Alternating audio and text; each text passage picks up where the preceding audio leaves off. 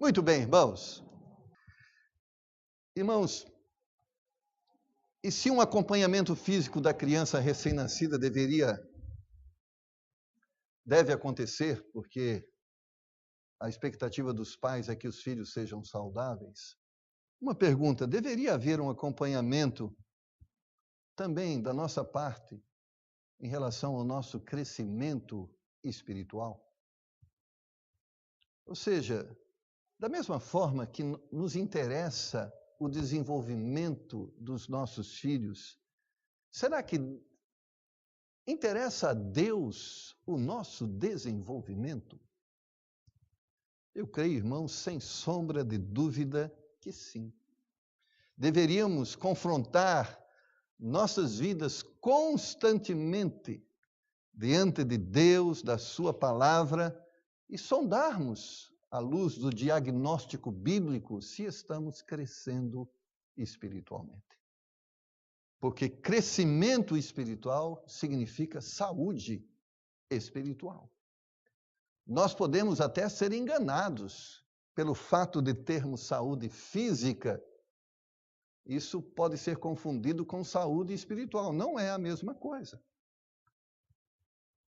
Apesar de existir igual necessidade, ou seja, é uma verdade bíblica que nós, assim como fisicamente, precisamos nos desenvolver espiritualmente.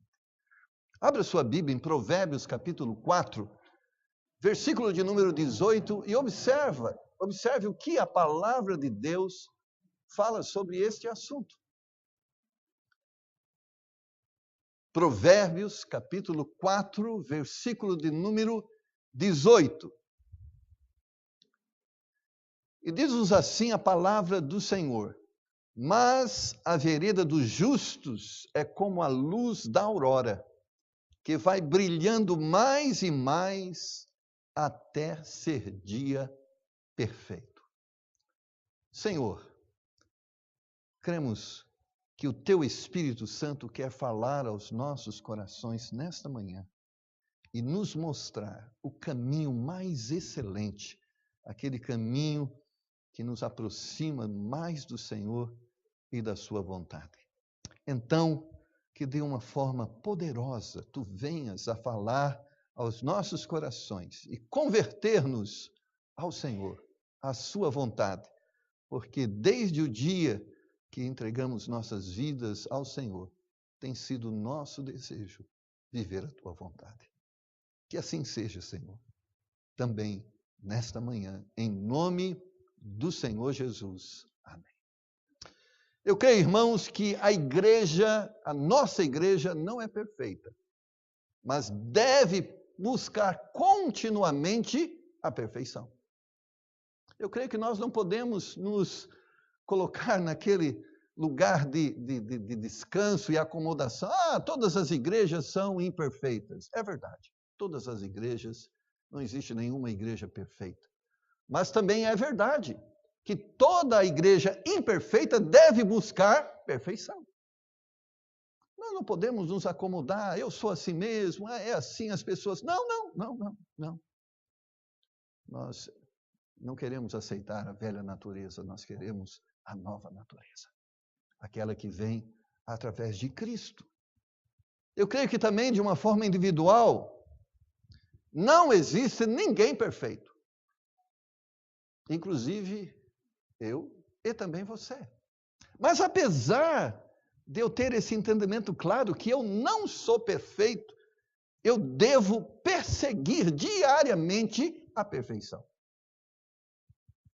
Eu não posso me acomodar ao pecado e reconhecê-lo como algo natural e comum que deve me acompanhar diariamente. Não, eu agora entendo aquilo que a Bíblia diz, que assim como Ele é santo, eu devo ser santo, e a cada dia eu quero crescer, eu quero melhorar, eu quero ser melhor, porque é isso que eu quero para os meus filhos, é isso que Deus, o meu Pai, quer de mim. Ele quer que eu seja melhor. 1 Pedro, capítulo 2, versículo 2, diz-nos assim, 1 Pedro, capítulo 2, versículo 2, desejai afetuosamente como meninos novamente nascidos o leite racional, não falsificado, para que por eles vades crescendo. Pedro diz que nós deveríamos chorar como as crianças choram, pedindo leite, né? É assim, né? Certamente o Estevão, de 3 em 3 horas, ele quer mamar. Ele está em desenvolvimento, o corpo quer energia, quer o suplemento, porque ele precisa crescer. E quando a criança não come muito, leva no médico, ele está sem apetite, ele não está comendo. Aí o médico diz, vamos dar esse remedinho para abrir o apetite dele, porque ele precisa comer. Pedro diz, nós deveríamos pedir cada dia, Deus, eu preciso crescer, me dá o alimento para que eu possa crescer, mas eu não quero qualquer alimento, eu quero o bom alimento, eu não quero chocolate, eu não quero bala, eu quero alimento sólido, aquele que produz realmente as energias e as vitaminas necessárias para o meu crescimento. Você tem chorado diante de Deus? A cada dia, inconformado com o seu pecado, e pedindo a Deus, Deus, eu quero crescer, eu não quero continuar assim, não é para isso que o Senhor me salvou. Deveríamos diariamente chorar aos pés de Jesus, dizendo, Senhor, eu preciso crescer, não posso continuar nesse caminho, agindo desta forma, falando desta forma, me relacionando desta forma. Não é para isso que o Senhor me salvou. Por favor, transforma a minha vida. Faça com que eu venha crescer. E o crescimento, irmãos, na vida do crente deve ser algo natural. Como assim? Como eu creio que a Laura deve crescer. É natural isso. Se ela não crescer, tem algum problema. É natural que o Estevão cresça. É natural que o Josué cresça. E também é natural que eu, diante de Deus, o meu pai cresça. É natural que você, diante do seu pai, cresça. É isso que Deus espera de você. E é isso que nós devemos esperar de nós mesmos. Nunca deveríamos nos conformar com um cristianismo raquítico, que nos deixa pequenos diante de Deus, diante do mundo. Não, isso não. O Senhor disse que veio trazer vida com abundância. Então, o crescimento é um resultado, é uma consequência. Eu sei que, por isso que a Laura vai todo mês no médico para ver se a coisa está acontecendo da forma que precisa acontecer. Mas o médico sabe que se algumas coisas não forem corretas, não estiverem sendo administradas de uma forma correta, não vai haver crescimento. Dona Nora chegou lá, está lá a Rael, cuidando do Estevão, e eu está lá só observar. Ele tem que mamar quando? De 3 em 3 horas, Dona Nora diz, não, ele tem que mamar quanto ele quer. Ele chora, põe para mamar. Deixa o menino mamar, deixa o menino comer. Ele vai estabelecer o limite dele. Ele vai entender no momento que ele não precisa comer. E quando ele precisar comer, ele vai pedir. Então, quando ele pede, dá comida para ele. Você vai lá no médico e é assim, o médico vai dizer, dá comida para o menino. A Ingrid eu estou compartilhando, são experiências, a gente está aprendendo com isso. Ela foi lá reclamar, doutor, essa menina está muito agitada, ela não para. Aí ele escreveu no papelzinho, sem dizer nada para ela, estou aceitando, eu posso adotar a sua filha.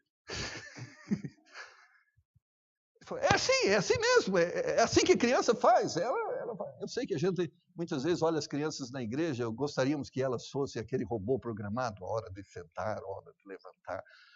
A gente está educando elas, mas elas têm tanta energia que a gente precisa suportar algumas coisas. E é verdade. Nosso crescimento espiritual, irmãos, e eu quero aqui colocar para você, e que o Espírito Santo te convença nesta manhã sobre essa realidade espiritual para a sua vida. E essa realidade espiritual é resultado do quê? De um claro entendimento de que o principal objetivo do cristianismo é restaurar a sua comunhão de homem com Deus, e que restaurar a nossa comunhão com Deus implica em vivermos mais a vontade de Deus. Qual o principal objetivo do cristianismo? É reaproximar você de Deus. Esse é o objetivo. O principal objetivo não é que você venha na igreja todo dia. Não. Isso vai ser consequência de você entender a necessidade de crescimento. O principal objetivo é que você estava separado de Deus por causa do seu pecado. E agora Cristo te deu a oportunidade de reaproximar-se de Deus. Mas para que você se aproxime de Deus, você tem que deixar o pecado. E crescimento espiritual é isto. É eu deixando o pecado e me tornando mais parecido com Cristo. Cada vez que eu estou deixando mais e mais o pecado, eu estou crescendo espiritualmente. Porque às vezes nós podemos ir na igreja diariamente, termos nossas devoções diárias e continuarmos as mesmas pessoas. Sermos ouvintes esquecidiços, como diz a palavra. O fato, o propósito que te traz aqui nesta manhã é isso. Você precisa crescer espiritualmente. E crescer espiritualmente significa você precisa abandonar aquele pecado que tem te escravizado a uma vida de dor e sofrimento, que tem te distanciado das bênçãos de Deus, se aproximar de Deus e viver a plena comunhão com Deus, a fim de que a vida plena de Deus se manifeste na sua vida.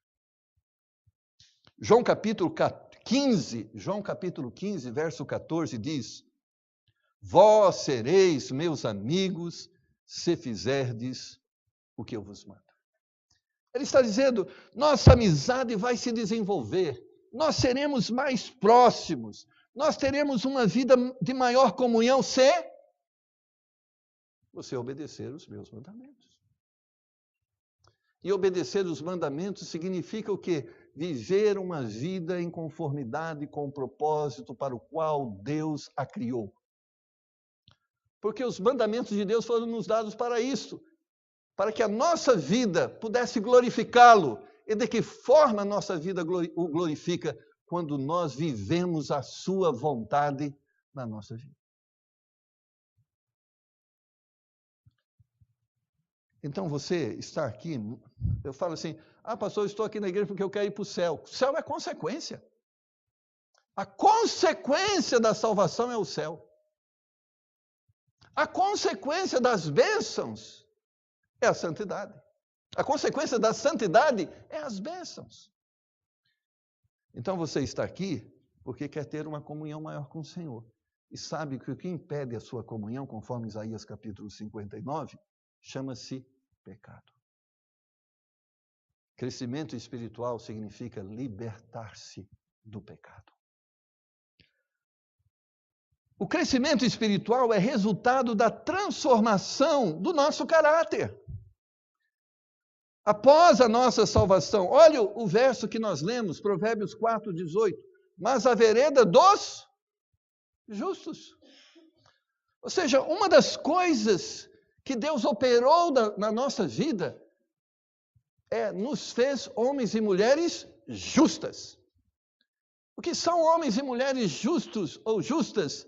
São homens que amam a verdade, que amam a justiça, que amam a integridade, que amam viver de uma forma correta.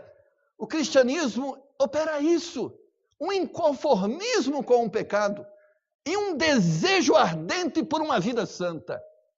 Por isso que é a vereda dos justos que desenvolve-se em busca do perfeito.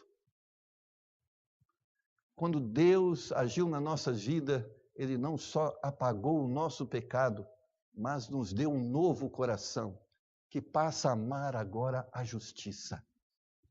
E se a salvação foi operada na sua vida, você é justo. E se você passou a ser um homem, uma mulher justa, logo você deve amar a justiça. E a forma de amar a justiça é perseguir, andar em busca de uma vida justa. Apocalipse capítulo 22, versículo 11. Apocalipse capítulo 22, versículo 11. Olha o que a Bíblia diz. Quem é injusto, seja injusto ainda. E quem é sujo, seja sujo ainda. E quem é justo, seja justificado ainda. E quem é santo, seja santificado ainda. O que nós podemos esperar do homem ímpio? Que ele melhore? De forma nenhuma.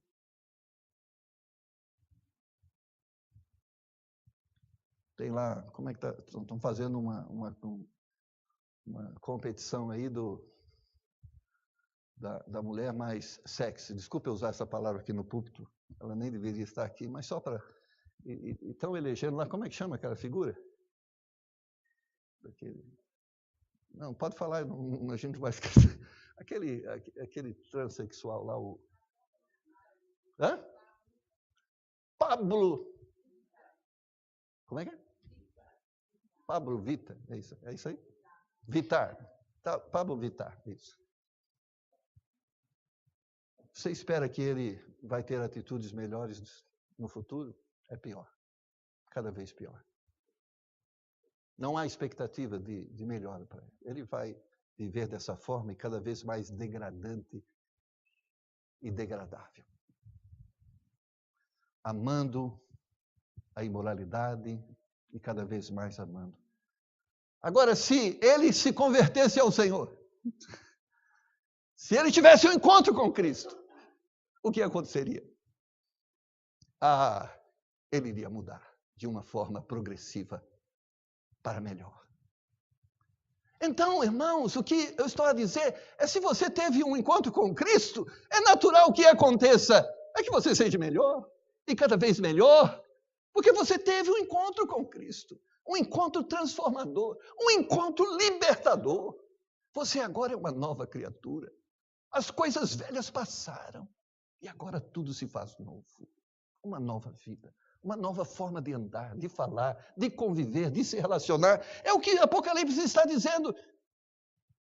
Se somos justos, vamos ser mais justificados ainda. E se somos santos, vamos ser mais santos ainda. É natural. É isso que você deve esperar da sua vida espiritual. E é isso que não estiver acontecendo, você tem que pedir para o médico dizer, eu preciso de cura. Porque eu não estou me desenvolvendo. Crescimento espiritual é resultado de um entendimento claro de que pecado é uma enfermidade que precisa de cura. Ou seja, a noite tem que ser substituída pelo dia. As trevas têm que dar lugar à luz. Não podemos estar em trevas. Trevas nunca simbolizou coisa boa. Pecado nunca foi, nunca será virtude. Ninguém vai dizer, eu sou orgulhoso de ser mentiroso. Não tem ninguém que sabe falar uma mentira melhor do que eu. Não. Não existe uma pessoa de técnica de imoralidade mais desenvolvida que eu. Não, ninguém vai dizer isso. Isso é sujeira. Isso é maldade. Ninguém pode se gabar. Não, comigo é assim. Eu sou violento mesmo. Se vier, vai encontrar. Não, isso não é coisa de se gabar. O pecado. Colossenses capítulo 3, versículo 8. Colossenses 3, 8. Paulo vai falar à igreja de Colossos dizendo, mas agora, despojai-vos também de tudo, da ira, da cólera, da malícia, da maledicência, das palavras torpes da vossa boca. Paulo vai dizer à igreja, irmão, se você tem vivido assim, você tem que tirar isso da sua vida. Porque você agora é um cristão. Mas meu pai era assim. Qual pai? Qual pai? O terreno era assim mesmo. Mas agora tu é filho de quem? Do João? Não, você é filho de Deus. E ele vos adotou agora. E agora você é filho, é de Deus. Não é mais do João, da Maria, do Joaquim. Você é filho de Deus. E seu pai é como agora? Seu pai é assim. E é isso que nós devemos buscar. Efésios capítulo 5, versículo 3, Paulo vai escrever à igreja de Éfeso dizendo: mas a fornicação e toda a impureza ou avareza nem ainda se nomeie entre vós, como convém a santos. Ele vai dizer, não deve ser conveniente a um cristão a prática do pecado. Não convém a nós, que agora somos intitulados de embaixadores de Cristo, embaixadores do reino de Deus, representantes dos céus. Nós somos a nação santa, o povo adquirido por Deus, para que anunciemos as virtudes daquele que nos chamou das trevas para a sua maravilhosa luz. É isso que nós somos. Então não deveríamos assim olhar para nós de vez em quando no espelho e sempre dentro da palavra de Deus e olhar assim, não posso, olhando para a palavra de Deus, continuar vivendo dessa forma. Deus, eu preciso crescer. Eu preciso crescer. Eu estou como um nenenzinho, fazendo coisas que não devia fazer, porque a criança faz isso. A criança pequenininha ainda faz arte, ainda tem birra, ainda se comporta de forma adequada, mas pode deixar assim? Não, não pode. Nós precisamos que ela cresça não só fisicamente, mas cresça também moralmente. Quero concluir. O que impede ou nos afasta do entendimento bíblico sobre a necessidade de crescimento espiritual? Primeiramente, o entendimento equivocado de cristianismo, de que cristianismo é religiosidade. Você é crente? Só porque você é crente? Eu vou na igreja, todo domingo eu vou na igreja. Você sabia que o diabo está aqui? O diabo está aqui. Deus só não deixa ele se manifestar, mas que ele está aqui, ele está aqui. Agora ele é crente? Ele é crente. A Bíblia diz que ele crê e treme. Ele só não é cristão, porque ele não se converte e não se converterá e não se converteu a Cristo. Mas ele está aqui.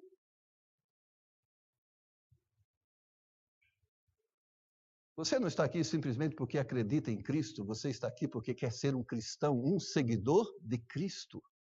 Isso é diferente. Nós podemos ter atitude de crente. Cremos na palavra, cremos na responsabilidade do dízimo, cremos na responsabilidade de ir na igreja, mas a pergunta é, e o efeito disso na sua vida? Porque é isso que o cristianismo deve fazer. A nossa fé deve nos levar a uma mudança de vida, que se a nossa fé não nos leva a uma mudança de vida, é só religiosidade.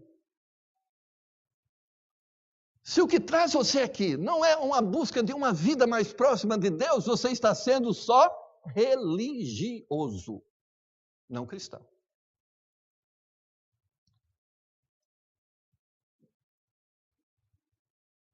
Você deve estar aqui para ouvir a palavra de Deus porque quer crescer em comunhão com Deus. Você deve estar aqui para exortar outros irmãos a crescerem em Cristo. Você deve estar aqui porque outros irmãos vão te exortar para crescer em Cristo, porque é uma incubadora, formadora do caráter cristão. É isso que nós somos. Nós vamos comer churrasco lá, no Vale da Bênção. É bênção, irmão? É bênção ou não? Amém, mas vai ter palavra também. Não pensa que vai ter só churrasco, não. Vai ter palavra, vai ter um momento de oração, vai ter na comunhão, nós vamos estar nos edificando. Porque nossa comunhão, esse é o maior propósito. Porque comer churrasco, muita gente está comendo churrasco aí e vai para o inferno. Não é comer churrasco que vai resolver o nosso problema. É verdade. Sabe o que impede as pessoas de crescer? Deixa eu falar um negócio. Dói no meu coração isso. Chama-se soberba. Sabe o que é soberba? A gente já acha que é o bom, já tem tudo, já não precisa de mais nada. É interessante, Tiago capítulo 4, versículo 6, a Bíblia diz de uma forma bem clara que Deus resiste aos soberbos e dá graça aos humildes. Soberbo não vai crescer. Ele já acha que é tudo, ele já acha que sabe tudo, ele não precisa mais aprender, ele não precisa mais estudar a Bíblia, não precisa mais ler, ele já sabe. Talvez, irmão, saiba muito, saiba sim. Convivo com pessoas que sabem muito da Bíblia. Mas o problema não é o quanto você sabe da Bíblia, é o quanto quanto de Bíblia existe em você. E quando eu falo você, não é no seu cérebro, é na sua forma de andar, de viver, de agir. Talvez você fale assim, por que a gente lê a Bíblia e sempre tem pregações iguais? Deus é assim, ele vai. Não é que você deve saber, é que você deve viver. E vai pregar, e vai ouvir de novo, e outra vez vai ouvir, porque você precisa praticar. Não é saber. Porque saber a gente sabe. Você sabe que não precisa ser soberbo? Não pode ser soberbo, você sabe. Mas talvez você está sendo. Filipenses capítulo 3, versículo 13, o Paulão, sabe o Paulão? Não esse aqui, o apóstolo. Ele diz, não julgo que tenha alcançado. Não julgo que tenha alcançado, mas uma coisa faço, esquecendo-me das coisas que atrás ficam. Eu avanço, eu corro para o alvo. Irmãos, Paulo falava assim, eu ainda preciso crescer. Irmãos, se o Paulo precisa crescer, imagina nós. Não, imagina, nós precisamos crescer tanto quanto ele precisava crescer. Tanto ele como eu, como nós, precisamos ser mais santos na nossa forma de viver. Agora, a ausência de crescimento muitas vezes é um não reconhecimento do propósito que Deus tem para as nossas vidas. Lá em Filipenses 1:6, eu gosto desse início do texto. Filipenses 1:6 diz, tendo por certo isto mesmo. Eu gosto dessa, tendo por certo. Então, entenda de uma forma plena, perfeita e correta.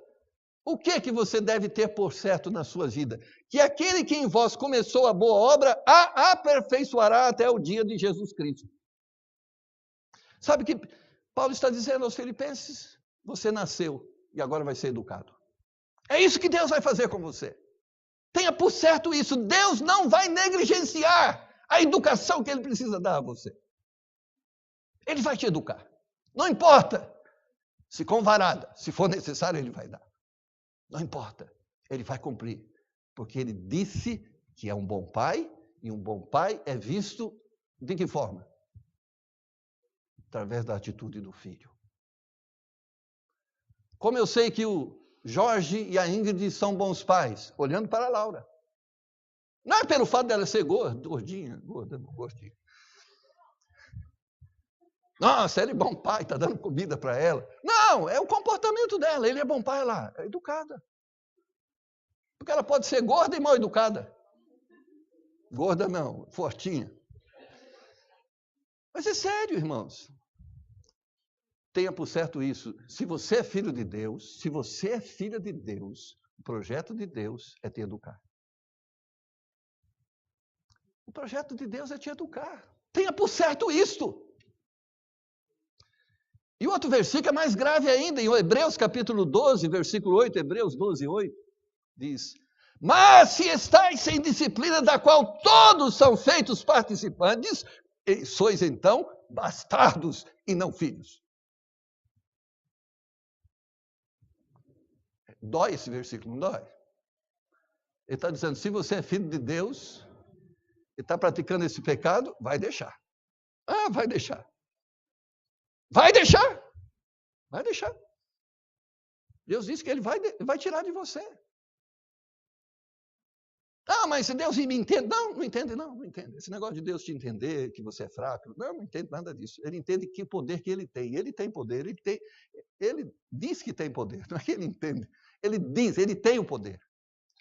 E Ele diz que Ele começou a boa obra e vai terminar. Até o dia que você vai se encontrar com Cristo. Ele vai terminar. Agora, se você não suporta a disciplina e não quer disciplina, não sois filhos. É bastardo. E bastardo é aquele que quer ser filho, acha que é filho e não é. E por que não é nesse texto de Hebreus 12? Porque não aceita a disciplina de Deus. As normas de Deus, os princípios de Deus. Não é só a varada de Deus, mas é os princípios, as leis, os mandamentos de Deus. Se você entende a necessidade do crescimento, você vai repensar a questão como orar, ler a Bíblia, comunhão eclesiástica. Mas se você não entende a necessidade de crescimento, essas coisas não vão ser importantes para você. Porque essas coisas passam a ser importantes. Oração, leitura da palavra, comunhão eclesiástica passa a ser importante quando a gente não é soberbo e entende humildemente que precisa crescer. Eu oro a Deus para que Ele me dê, e te dê também, um coração humilde. Que nessa manhã possa chegar diante dEle e dizer: Deus, eu preciso crescer. Estas coisas que eu tenho praticado, não devo praticar. É coisa de menino mimado, de menino rebelde, de menino desobediente. Não está certo. Por favor, eu estou aqui. Me disciplina, Senhor. Me corrige, meu Pai. Fala ao meu coração. Converta o meu coração. Nesta manhã, eu quero crescer. Eu não quero ficar raquítico. Eu não quero continuar pecando. Baixe sua cabeça, feche os seus olhos. Faça essa oração agora diante de Deus. Diga: Deus, eu quero crescer. Deus, eu preciso crescer. Não posso, não quero me conformar com esta forma de vida pecaminosa. Não, Senhor, não quero, não quero. Não é para isso que o Senhor me salvou. Eu não sou perfeito, mas eu quero ser perfeito. Esta igreja não é perfeita, mas, Senhor, eu quero trabalhar para que ela seja melhor cada dia. Me ajuda, Senhor. Me ajuda, Senhor. Eu sei que Deus vai te ajudar. Eu tenho certeza. Ele te ama. E, sobretudo, este é o propósito que Ele tem para a sua vida. O desejo dEle é que a sua justiça seja como o nascer do dia. O sol vai dissipando as trevas. E chega o momento que Ele domina tudo. E não há mais lugar para as trevas. Esse é o plano de Deus para a sua vida. Dissipar as trevas. De uma forma plena. Até ser dia perfeito.